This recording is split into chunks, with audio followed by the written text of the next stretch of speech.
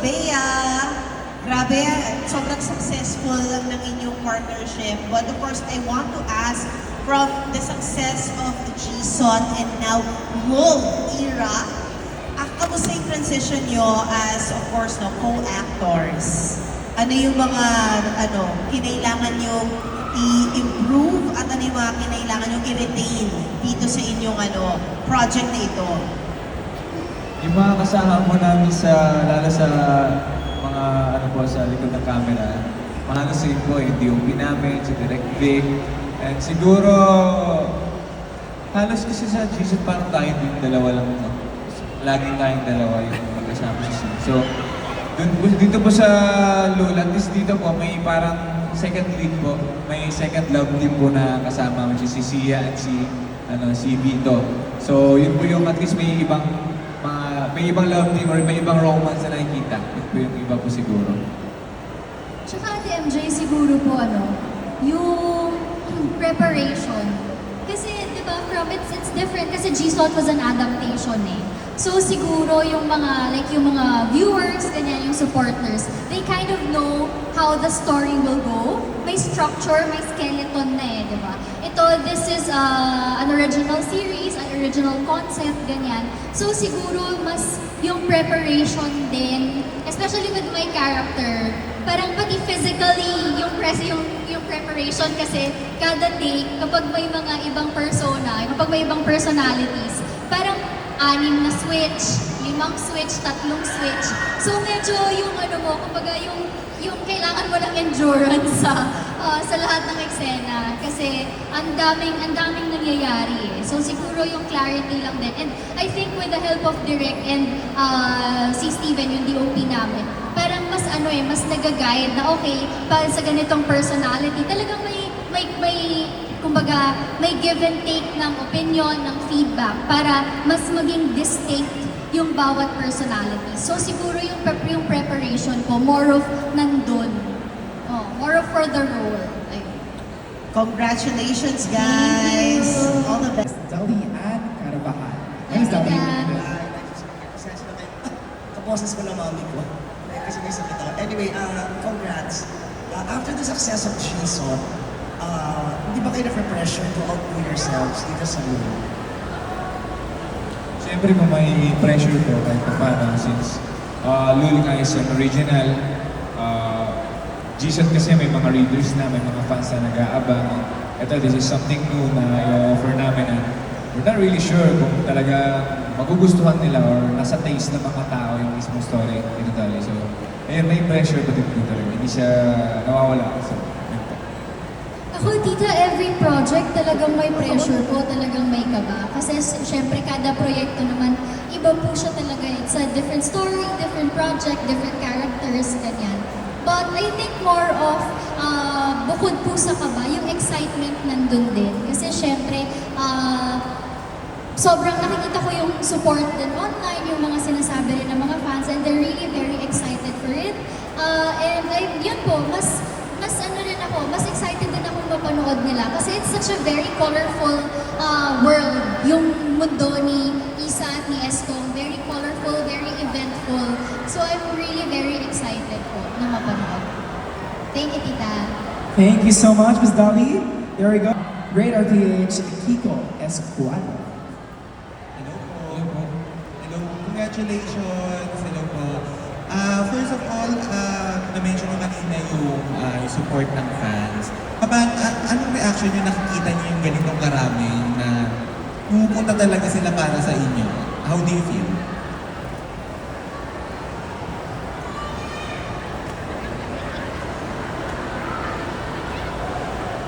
Overwhelming, siyempre. Laging kada may ganapong event, lagi nila parang lalagpasan pa, ina-exit nila lagi yung mga ginagawa nila. And hindi nga ganun katagal yung announcement nitong Mogi Show. Kasi mabilis lang talaga. Pero still, dito sila, sumusuporta sila, nagpakita talaga sila to show some love and support. At yung love na yun, umaapaw sa ibang mga tao, sa inyo dito. Kaya grabe, sobrang overwhelming. So ako po sobrang grateful lang po talaga. Katulad ng sabi ni Wilbert, it's really very overwhelming in a good way. And parang at the same time, syempre kahit po paano, nandun yung pressure, but in a good way din naman. Kasi, like, they show so much love, they give so much love, they give so much support. Kahit anong physically, sa social media, they pitch in financially to give support din sa lahat ng mga pinupuntahan, sa lahat ng mga ginagawa namin. And syempre yung pressure ko would always be there because we want that gusto namin na kahit pa paano mabigay, ma-bring back, ma-give back namin lahat ng pagmamahal na binibigay nila. And siguro ano rin po, it motivates us. Ako personally, it motivates me, it inspires me because the fact na may naniniwala po sa akin, may naniniwala at sumusuporta sa amin, di ba? Ibig sabihin, we're doing something good and it drives us to do better and to always be better every day. Okay, Thank you po. Congratulations. There you go. Beautiful answers from both Wilbert and Bea. But now let's proceed with from the choir, Jessica and Evangelista. I'm Jessica. Hello po, congratulations po. Ang question ko lang po, paano po nakatulong yung pag-work niyo sa Golden City Rift Tomorrow dito po sa Love You Lots? And may special stories po ba kayo while shooting this na masashare niyo po sa amin? I mean, syempre, malaking bagay na nagtatrabaho kami sa GSOT. So, mas komportable kami sa isa't isa, sa madaming bagay, sa trabaho, sa scenes, and lahat. So, alam na namin yung uncomfy or comfy sa isa't isa. So, marunong na kami mag-consider at alam namin yung strength din ng isa't isa. So, feel ko dahil doon, napapalabas namin yung best namin always as an actors. Tsaka it's, parang wala namang special, like, memory. Siguro ang pinaka-tumatak lang sa akin is, may isang eksena kami na ang haba namin ginawa po. Kasi kada shot, di ba direct? Kada shot, di ba may wide shot, may close-up, may mid. Kada shot, iunahin ng wide shot, tapos change personalities. Tapos after nun, close-up, change personalities ulit. So parang it was something, pinag-uusapan namin nung DOP, parang, ay ngayon pa lang natin natapos, ay isang eksena pa lang pala yun. Kasi it requires so much time and effort to finish a scene. But for sure, maganda.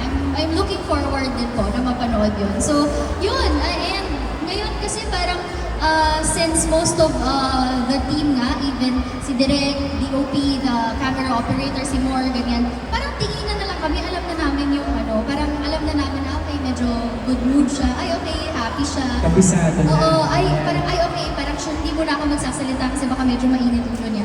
Ganon, it's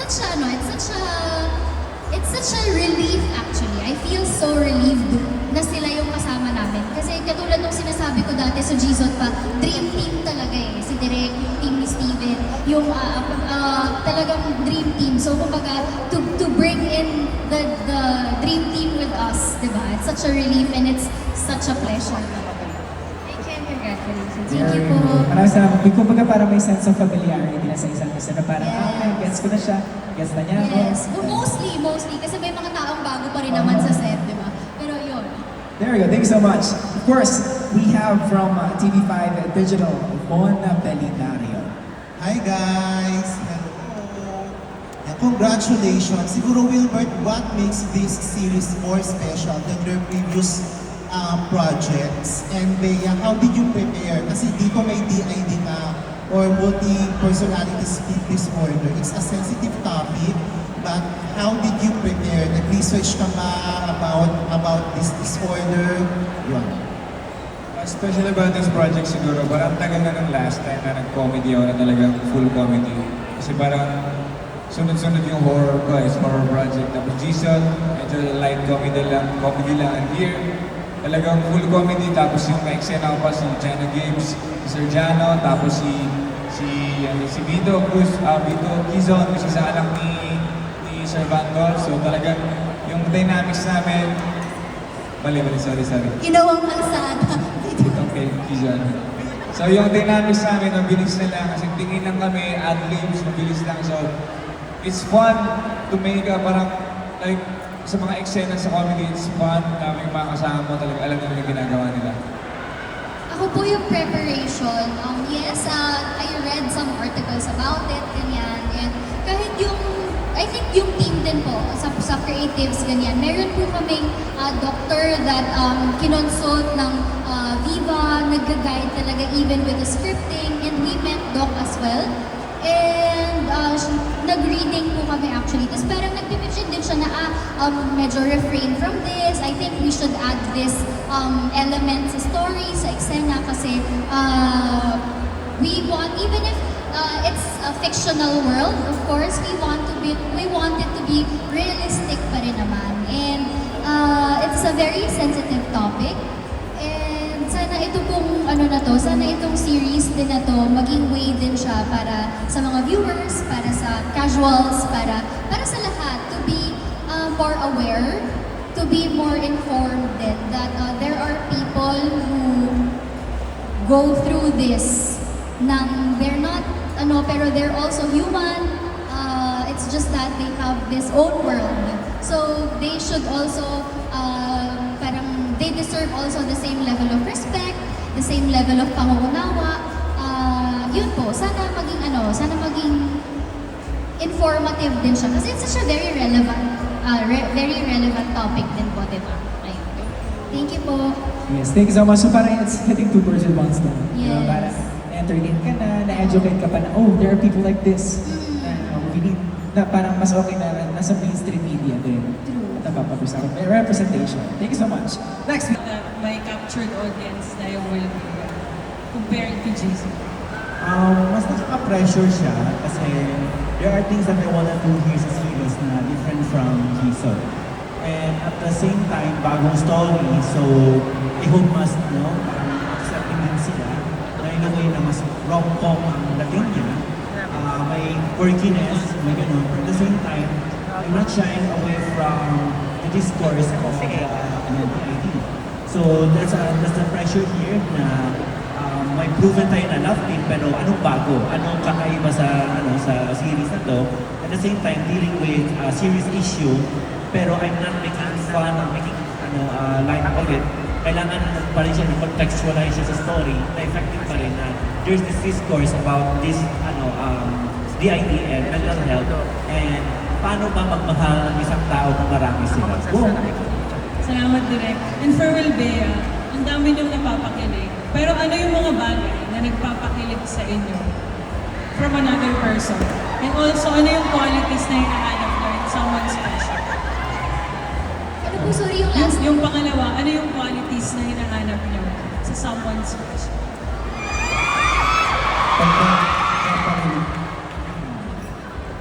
Siyempre yung mga maliliit na bagay, sa kilig yung maliliit na bagay na alam mo about the person, may parang mga favorite food, favorite mga panapanood, di ba mas, kasi like, nagbibigyan talaga ng time makilala yung isang tao, na parang, alam mo pala yun, na ganun yung gusto ko. So parang, nakakilig yung nag-o-observe talaga, ano yung mga bagay na nagpapasaya sa isang tao. Yan, qualities of course, yung maalaga, supportive, and understanding, yun siguro. Ako po, I love good conversations. Yung parang, alam mo, hindi kayo mauubusan ng pag-uusapan, and hindi yung parang, yung pareho kayong may matututunan sa isa't isa. Kasi ang boring, di ba, na parang, what do you feel? Gusto ko yung parehong may matututunan. And gusto ko yung kinikilig po ako kapag alam kong genuine yung tao. If he's genuinely present as well, yun, it's something that, it's something that I value. Yun. And syempre yung marespeto, not just with me, but my family as well. Ayun, qualities naman, parang yun yung sinabi ko qualities diba? Yun, siguro yung genuine, yung present, marespeto, and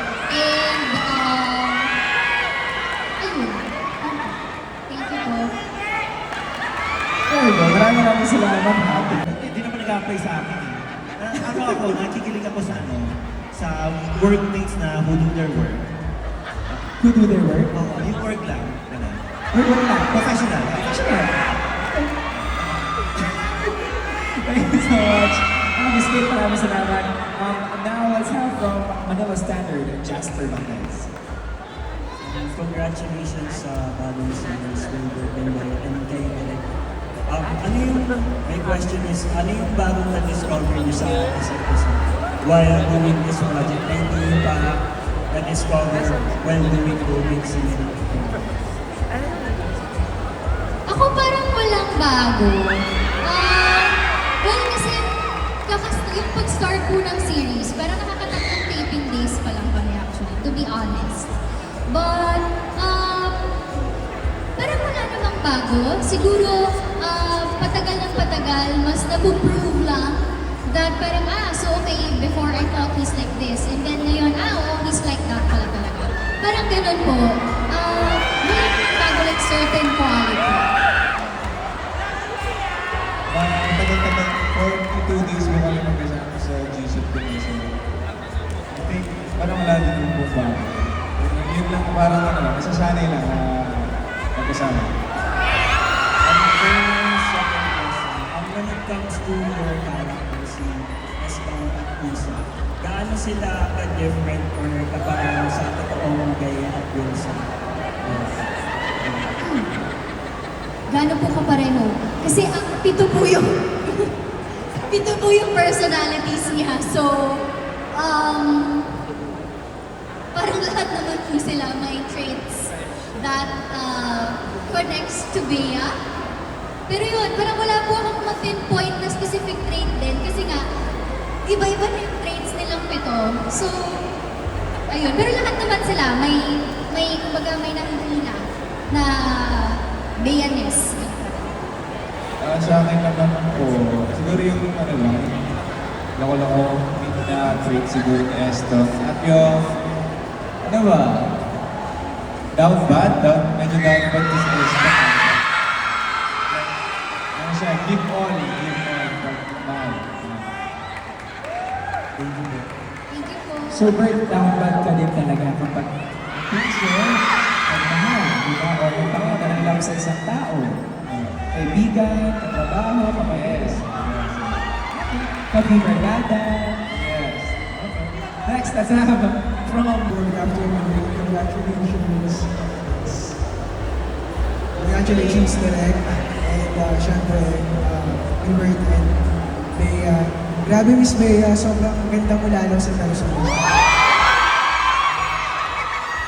So, tatanong ko muna about, syempre, kapag may nasa Love You Lads, ano yung sa tingin yung, and kay Derek na rin, Derek, ano sa tingin mo yung special element or formula, element na lang ng tambalang Wilbert and Bea para mas maging successful tayo at nakarating na tayo dito sa Love You Lads? For me, I think successful formula. Is that it? Or Yes, parang element. Oo. Alam mo for me, it's always the element of surprise. Kasi, it's always, when they do a scene, may ginagawa sila na hindi ko in-expect. As in, parang, okay yan, maganda yan. So, parang may ganun silang initiative sa, alam nila ng characters nila, and then, magawa nila, parang, hindi ko naisip yan So, parang, I always look forward na, on how they do the scenes. And at the same time, parang, we talk about the characters na parang, tatanungin ko sila, gawin ba to? May ganito, ganyan. So, parang, doon ako nagtatrive sa ganong kind of surprises and chaos. So, and especially na mas rom-com to siya. So, mas may ganong surprises. And then, ayun, yun na yung video. So, element of surprise. Kay Bea and kay Wilbert. So, move forward tayo ng future ng content. Since lahat naman ng successful projects and love teams ng Viva One ay nagkakaroon ng movie after successful series, kung may dream project or movie kayo ni Bea, Wilbert and Bea, syempre ni Wilbert, anong klaseng pelikula or team yung pwede natin expect in the near future from you guys? Yung feedback. Parang dream came true na po. Yung feedback ko para sa akin, dream came true na po yun sa amin. Kasi sinising malaking movie talaga siya. Ayun, same team din yung gagawa. So, yung mas magaan sa akin. Hindi ako. Ay, di ba guys? Ayaw, hindi ba like ko? How about po yung Miss Cora? Ayun po parang it's such a dream come true na nga to do PMAC. We are really very excited for it. Mga late this year po siya, pero let's talk about it on another event. But yeah, I think it's a dream come true. And siguro if meron pa akong gustong gawin, well, it's all up to Viva of course. But ako, I'd love to do, hindi movie pero something ano siya, something more lifestyle-ish travel show, ganyan. Ayun. We're excited for that. And again, Thank you po. congratulations and deserve mo ang success. And abangan namin yung love you lots. Maraming Thank you salamat. po. Thanks so much, RJ. Now, let's move on. Ano yung for you, napansin nyo na nagbago or yung difference ng Bilbea from Gison to Lul? Oh, behind the camera. Ako, di ba? Sorry. The difference, di na sila nag-uusap. Sarap siya. What do you call this? As far as difference, siguro may kami na may struggle pa kami sa story and sa characters kasi bago siya. This is not an existing one-cut. So, we have to fill it in. There was a lot of discoveries sa set and even sa writing na parang dapat ganito, dapat ganyan. So, in a way, ang siguro is yung collaboration, trying to find something new na buuin. So, ito yung struggle and challenge ngayon na gawin, i-fill in yung mundo ng Love You Lots. And like yung sinabi ni Bea sa akin na nung nabasa niya, napagod na siya, pero ganun siya eh. ganun yung parang, as in, ano siya, parang showcase siya sa range niya, no, ni Bea, gano'n. And si Wilbert, ito yung pagbabalik niya sa pag-comedy na very wala lang, gano'n. So yun yung parang describe ko sa comedy ni Wilbert na very suabe and wala na comedy na very lalaki. Ang kay Bea naman, ano yung pinakamahirap na character kung sila ng character sa Love? Yung pinakagusto mo? And kay Wilbert naman, ano yung para sa'yo na pinakamalapit na character kay Bea dun sa lahat ng character personalities? Wait lang po. Okay. May tinanong na po ako kung meron akong pwedeng sabihin. Hindi pa daw. So, siguro ang bias ko sa kanila po, si Kakay. Si Kakay siya yung mas maarte, mas modern, ganyan. Yun parang yun yung, bias ko for now. For now, so far po sa mga nagawa namin, parang si Kakay. Ayun. Yung pinaka-gusto mong personality sa lahat ng tao? May mga nambubugbog din. Si Isa siguro. Si Isa kasi, yung iba kasi very rare na eh. Like yung isa, matanda talaga. Like senior, yung isa naman, bata. Si isa naman, like, nasa trailer eh.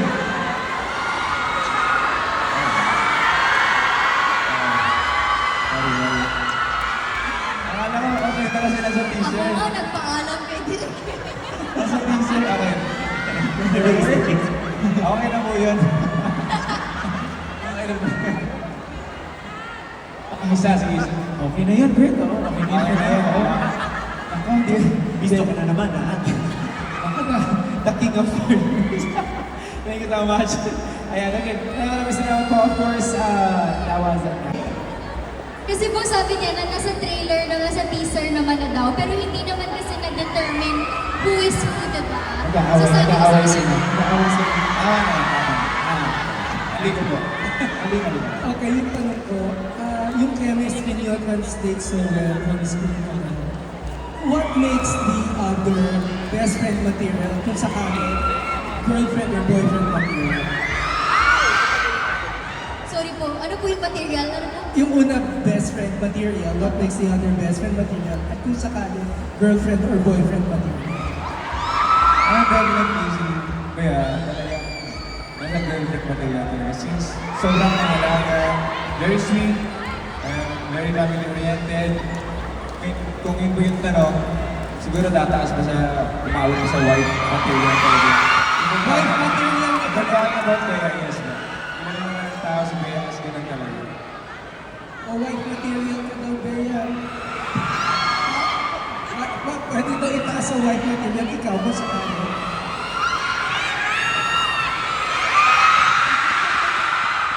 Hindi naman ang mga tao na Hindi, tsaka ako naman. Kasi syempre din, di ba, Wilbert is very goal-oriented eh. Kumbaga, meron siyang perspective of what he wants. So, syempre, di ba, who wouldn't want that? Syempre, di ba, kailangan yung may plano naman talaga. Hindi naman pwede yung winging it lang or what. So, ako naman. Parang naniniwala na yata ka sa sinabi ni Direk na dito hindi na kayo halos nag-uusap dahil mata niyo na lang ang nag-uusap. Ayun, ayun. Parang ganun po. Work material. Salamat. Thank you po. Gusto ko lagyan na si Direk para mag-remind sa lahat. Work material. Oh, yan. Thank you so much, Sir Jojo. Next, let's have from Pep and Hataw, Ronald Gonzalez. Yes, but since ang title ng project is Love You Lots, ang tanong ko is, gaano nyo nakamahal ang isa't isa?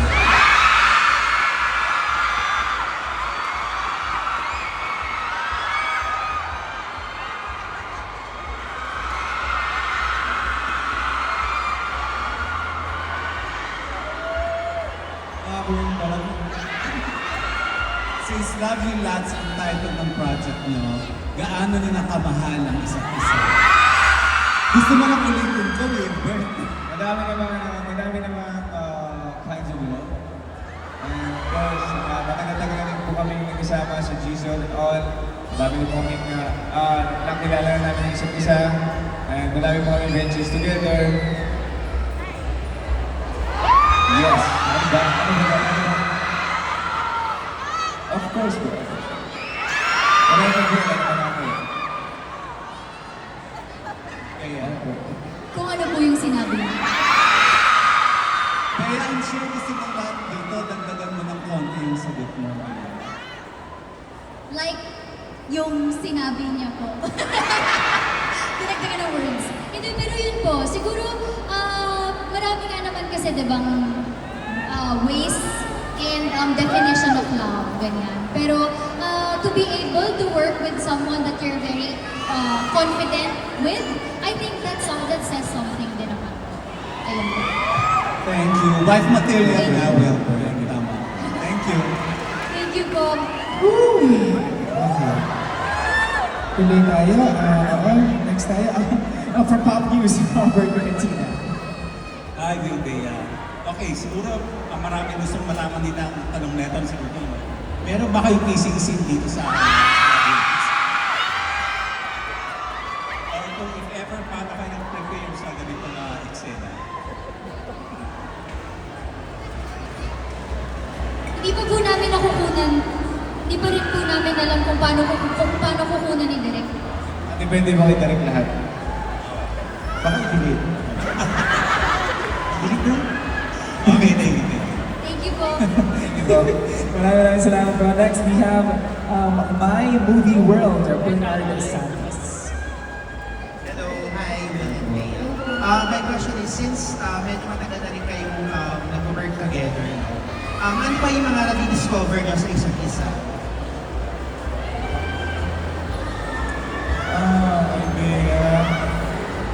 Kabisado ko na po yung mga yun. Galing yung po, kabisado ko na po yung mga bagay sa kanya. Since matagal-tagal na nga po, parang wala na po bagong na-discover. Ako din po. Parang siguro yun nga, mas napuprove na ganun nga siya. Ganun nga pala siya. Ganun po. Pero hindi ko lang bagong wala namang bago na discovery talaga. Okay, for my next question, how do you keep the chemistry still works? Kasi meron rin kayo nagawang project before and now may second project. How do you keep the chemistry works still together between the two of you? Feel ko po hindi naman po siya sinasadya na ay keep natin ng chemistry. Hindi po sa amin manggagaling po yun. So, kung hanggang ngayon po may mga tao po na sumusuporta sa amin at talagang naniniwala sa chemistry namin, siguro po yun po yung sign na meron pa rin po. Hindi po na Para sa akin po, kasi parang hindi naman, kumbaga kung ano po kami, ganun po kami eh. Hindi naman kami parang pinipilit, wala naman pong pilit or something. Ayun po, siguro ganun yung, kumbaga yung natatranslate siguro yun. Yung hindi, kumbaga walang fakeness, walang ano, ganun po. Ayun po. Thank you guys. Thank you po. Thank you so much, and we are down for last question. Success ng all your projects. Tanong ko lang muna kay Direk before kay Will Bea. Direk, dahil parang ang daming nagalit sa inyo kanina, gumit na kayo dyan sa dalawa kanina. Parang ang daming nagalit na fans. Pero kayo po, how do you assess yung dalawa? Paano sila behind the scene at paano sila on screen?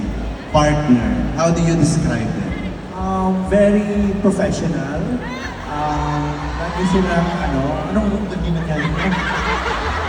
Professional, as in, I admire, professionalism on set, di ba? And they always, talk together, lagi silang kasama, hindi ganun, nag-work sila, ganun. Nag-uusap sila about their characters, kaya feel ko kaya nag-work yung chemistry at yung mga eksena kasi may ganun sila collaboration na minsan mapadaan ako, ay nag-uusap, alis muna ako kasi alam ko naman work lang yun eh. So, ganun. So, yun. But aside from that, I'm very thankful na for these kinds of actors kasi they're taking actors and ayun nga, like na-mention ko kanina, yung element of surprise nila na binibigay sa eksena, yan yung yan yung parang gusto namin yan yung thrill namin as directors na may nagagawa silang bago every time. So, ayun. So, yan. Off-screen, very collaborative, lagi sila nag-uusap, gano'n. And sa on-screen, magnify yung chemistry. Ayun po. Pero hindi yun yung gusto namin mag-direct. Ang gusto namin mag-direct is, sweet ba sila off-screen? Yung nagbigay ng cookies, yun, sweet yun. Pero binigyan din naman ako. Di ba? Binigyan naman ako. So, sweet si Bea sa akin. Dahil sweet nga daw kayo, like yung cookies. Ano ka lang kay Will Bea? Bea, kailan ka huling kinilig? Kay Will. At si Wilbert, kailan ka huling kinilig kay Bea? At ano yung dahilan kung bakit kayo kinilig sa isa't isa? yung scene po, sobrang nakakilig talaga yung scene na tinginan kami, tapos naglabot yung mukha namin. Yun po yung last time. Parang kahapon lang po ata yun. Ako po, kinilig ako kanina. Nung nakita ko po yung support ng fans. Kasi support nila sa amin. Kasama si Wilbert doon. Kasi po, Will Bea fans sila, di ba? Yun po. Kinilig, may community pantry for Wilbert and Bea. Ganyan. Follow up na lang last. Ano yung huling bagay na binigay sa'yo ni Wilbert? Nakinilig ka. Same thing kay Wilbert. Ano yung huling bagay na binigay ni Bea sa'yo? Nakinilig ka. Secret. Secret po. Baka si Bea may sasabihin. Para naman matuwa yung mga fans niya. Hindi, ano na lang. Siguro hindi po yung last. Pero na-appreciate ko. Binigyan niya ako ng pang-workout na shoes. Kasi, wala lang, para baka kailangan ko na raw mag-workout. Hindi, pero yun. Siguro to inspire me, to motivate me, to work out more. Ganon, yun. Nag-workout na kasi tayo nun, tapos yung shoes na kasi running shoes. Delikado kasi ang running shoes sa ankle pag pinag-workout. Ayun yung mas proper. Oh, yun po. Thank you Thank and you po. congratulations, Team Love You Lots. Thank you. Thank you. Shoes. Pag special talaga kapag binibigyan mo ang tao ng shoes, no? Pero di ba may pamahingin sila? Like, if nagbigay ng shoes, kailangan ibabalik mo ng May laman. piso. Piso. Yun. So, binigyan ko siyang 10 pesos ko. Ano yun? Tradition. Oo, Pamahingin parang daw ganun. nila Kaya kapag binigyan ka ng shoes, babalik mo like piso, 20 pesos. Basta magbibigay ka ng something, For good babalik luck mo. ata siya. Pang good luck mo. Parang hindi pang good luck. Para daw hindi ha? Kasi tatakbuhan? Para hindi lumayo sa'yo? Ha? Tama? Ganun ba yun? Kaya 10 pesos ang binigay para sure na hindi natayo. Yun lang kasi yung meron sa wire. Okay, tanggap namin yun. Dahil that wraps up our question and answer session. Parang naman